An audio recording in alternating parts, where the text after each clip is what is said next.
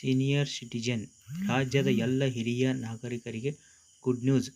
Election ಮುಗಿಯುತ್ತಿದ್ದಂತೆ ಹೊಸ ಘೋಷಣೆ.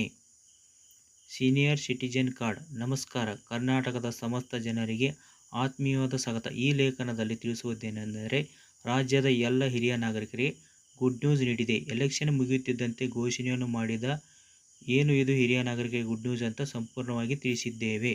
ಹಿರಿಯ ನಾಗರಿಕರ ಸಬಲೀಕರಣಕ್ಕೆ ರಾಜ್ಯ ಸರ್ಕಾರವು ಸದಾಕಾಲ ಬೆಂಬಲವನ್ನು ನೀಡುತ್ತಲೇ ಬಂದಿದೆ.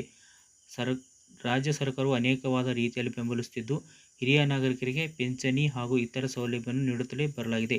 ಇಂತಹ ಸೌಲಭ್ಯವನ್ನು ಹಿರಿಯ ನಾಗರಿಕರು ಪಡೆಯಲು ಹಿರಿಯ ನಾಗರಿಕರು ಎನ್ನುವ ಕಾರ್ಡ್ ಅಗತ್ಯವಾಗಿದೆ. ಹಿರಿಯ ನಾಗರಿಕರಿಗೆ ಈ ಒಂದು ಕಾರ್ಡನ್ನು ಪೋರ್ಟಲ್ ಮೂಲಕವೇ ನೀಡಲಾಗುತ್ತಿತ್ತು. ಆದರೆ ಲೋಕಸಭೆ ಚುನಾವಣೆಯು ಇದ್ದ ಕಾರಣ ಈ ಕಾರ್ಡ್ ನೀಡುವ ಪೋರ್ಟಲನ್ನು ತಾತ್ಕಾಲಿಕವಾಗಿ ಸ್ಥಗಿತವನ್ನು ಮಾಡಲಾಗಿದ್ದು, ಈಗ ಎಲ್ಲರಿಗೂ ಒಂದು ಶುಭ ಸುದ್ದಿಯನ್ನು ಕಾಯುತ್ತಿದೆ ಎನ್ನಬಹುದು.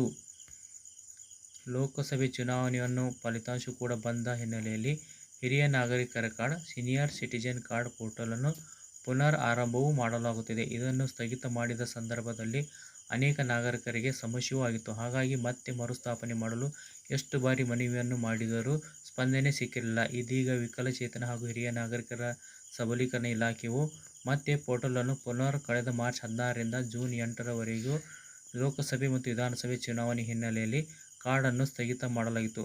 ಸುಮಾರು 54 ದಿನಗಳ ಕಾಲ ಕಾರ್ಡ್ ಮಾಡಿಸಲು ಆಗದೆ, ಅದರಿಂದ ಸಿಗುವ ಸೌಲಭ್ಯ ಕೂಡ ಪಡೆಯಲು ಸಾಧ್ಯವಾಗದೆ ಹಿರಿಯ ನಾಗರಿಕರು ತೊಂದರೆಯೂ ಪಟ್ಟಿದ್ದಾರೆ. ಈ ಪೋರ್ಟಲ್ನಲ್ಲಿ ಹುಡುಕಾಡಿದರೂ ಚುನಾವಣಾ ನೀತಿ ಸಂಹಿತೆ ಇದ್ದ ಹಿನ್ನೆಲೆ ತಾತ್ಕಾಲಿಕ ಸ್ಥಗಿತವನ್ನು ಮಾಡಲಾಗಿದೆ ಎಂದು ತಿಳಿಸಲಾಗಿತ್ತು.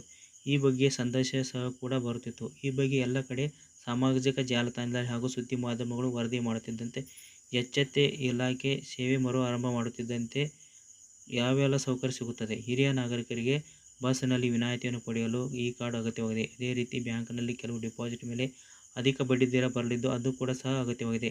ಹಿರಿಯ ನಾಗರಿಕರಿಗೆ ವಯಸ್ಸಿನ ಆಧಾರದ ಮೇಲೆ ಪಿಂಚಣಿಯನ್ನು ನೀಡುತ್ತಿದ್ದು, ವಯಸ್ಸು ದೃಢೀಕರಣ ಮಾಡಲು ಹಿರಿಯ ನಾಗರಿಕರಿಗೆ ಕಾರ್ಡ್ ಮಾಡಿಸಿಕೊಳ್ಳಬೇಕು. ಇವಿಷ್ಟು ಮಾತ್ರವಲ್ಲದೆ ಪ್ರವಾಸ ಹಾಗೂ ಇತರ ಸಂದರ್ಭದಲ್ಲಿ ಹಿರಿಯ ನಾಗರಿಕರಿಗೆ ರೈಲ್ವೆ ಹಾಗೂ ರಿಯಾಯಿತಿ ದರವೂ ಇರಲಿದೆ.